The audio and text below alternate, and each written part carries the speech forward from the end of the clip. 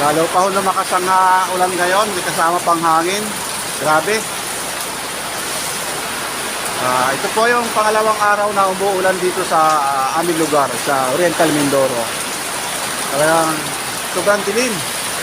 Lakas ng ulan. So, tinanggal ko yung cover ng kotse kasi ano siya, babasa din lamang hindi siya matutuyo. Kasama pang kidlat.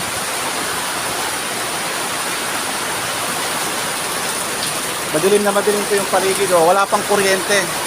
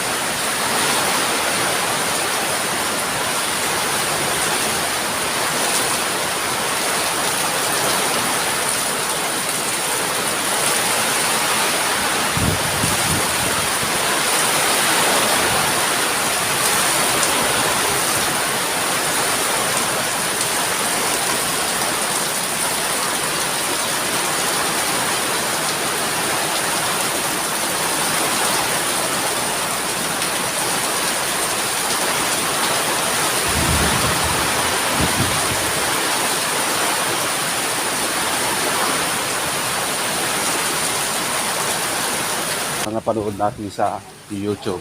At medyo madilim po ngayon. At ngayon po naman ay sumisimoy na rin ang hangin. So, yung ating pong ipinagawa rito ay hindi pa rin nagkaroon ng magandang solusyon. May tulo pa rin sa part na ito. Yung pa rin dati.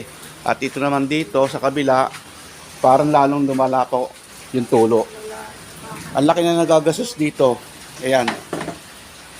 Pero doon sa kwarto ko, nabawasin yung tulo. So, dito lang. Ayan.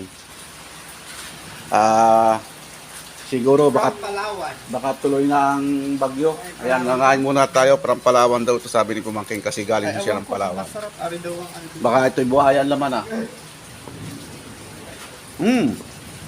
Yasang hopya. Ayun, patalasas muna. At patuloy na bumubuhos ang ulan po dito sa Victoria Oriental Mindoro. Mga boss, mga lods, sana naman kung matubuo itong bagyo ito ay huwag naman sana lumakas.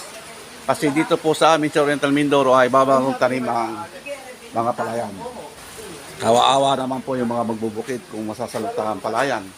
Sa aking pagkakaintindi at sa mga nadaanan po din sa part ng Malinaw at Malaya ay bagong tanim labang ang kanilang mga sakahan. Sana huwag naman lumakas. Okay? Kaganapan po sa ating part 2 na bumubuhos ang ulan. Hanggang dito na lamang po. Ito po si Junito Moto. Please like and subscribe. I love you all. Good morning guys.